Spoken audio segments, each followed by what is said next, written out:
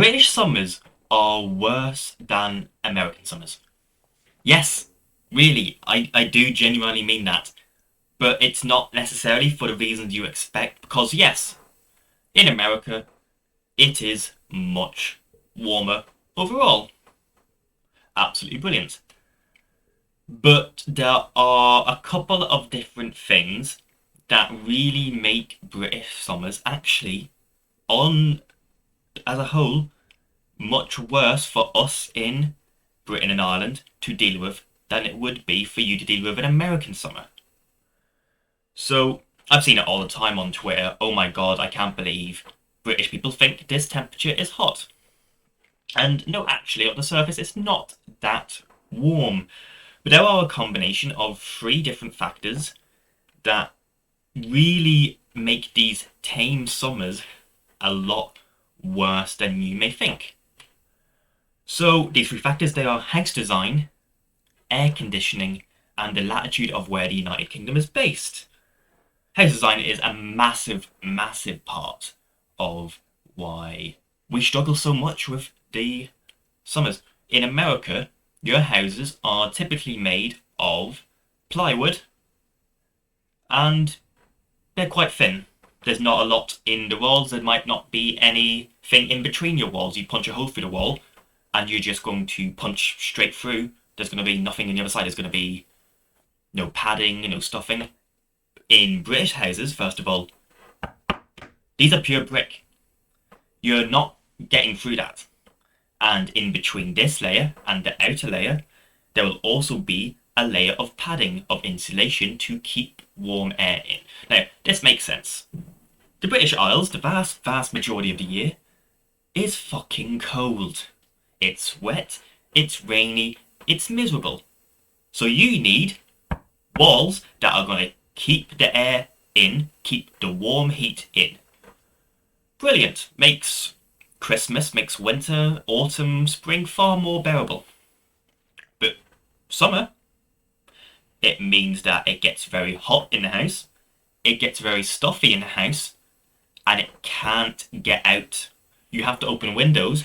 I've closed that window because I'm recording this, but you have to open windows and send fans around to try and circulate the air out because they do not get out through the walls. Whereas in British houses, you don't have insulation and they're much thinner, so air can dissipate out.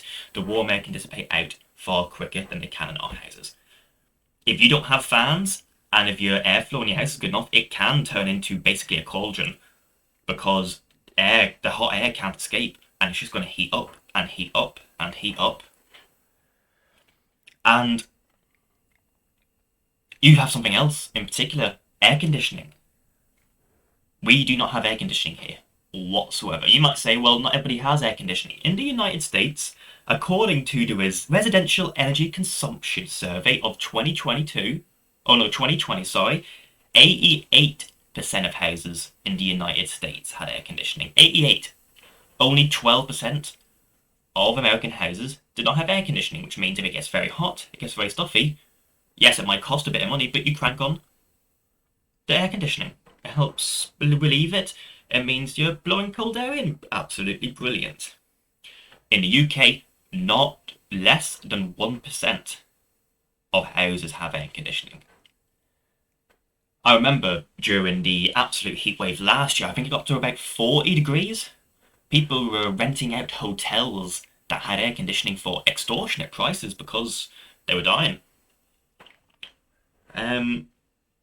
So this is something as well you see in work and in shopping. You go into the shops in America, you go into your workplace in America, you probably have AC. Unless you work for Amazon, in which case, yeah, Jeff Bezos hates you. Capitalism. But vast majority, there'll be air conditioning. You go into an office job, for example, as a lawyer or working at a desk, there'll be air conditioning. In the UK, there's no air conditioning. We walk into Asda, Tesco's, the corner shop around the road, there's not going to be air conditioning. We go into work, we go into universities, we go into schools, there's not going to be air conditioning there either, which means you're going to be absolutely sweltering. And these places have the same problems, which they're all made of brick, which doesn't let the air out, especially in crowded places. It gets heated very quickly, and next thing you know, it's fucking boiling. So those are just the two main issues, but also the one I want to mention as well is actually where the United Kingdom is placed in the world. So you might think, well, maybe it's very far up north. For us, temperatures of 27, 28, 29 are completely contrary to what we're used to. In Liverpool, when I wrote this script, it was 28 degrees. Absolutely brilliant. Liverpool is on the same sort of latitude as Newfoundland in Canada. London would be roughly level with Quebec City. So imagine places like that having heat waves and being unable to be equipped with it. Yes, obviously it's warmer in Florida, in Texas, in California, but you will have a air conditioning used to it, and you are much closer to the equator, so you know what you're signing up for. We are very far north in the United Kingdom, and stuff like this is very, very irregular for us. We maybe have a month of it, if that, a year. Obviously, if global warming is getting more frequent, that's one of those things you just gotta deal with. But I do hope this was a bit informative about why British people do struggle so much with the heat. I do find it funny because I can go to Malta and Turkey and be absolutely fine in the heat, which is there'll be warmer there than it is here, but because they have the adequate provisions to deal with heat. They have air conditioning, they have lots of pools, they have siestas around midday, the houses are a bit thinner. You don't really get that here. We have to go to Argos or Amazon and buy fans to blow the air around the house to make sure there's an airflow because it's not getting out of the walls. Every window has to be open, otherwise you'll just heat the entire place up until it gets dark.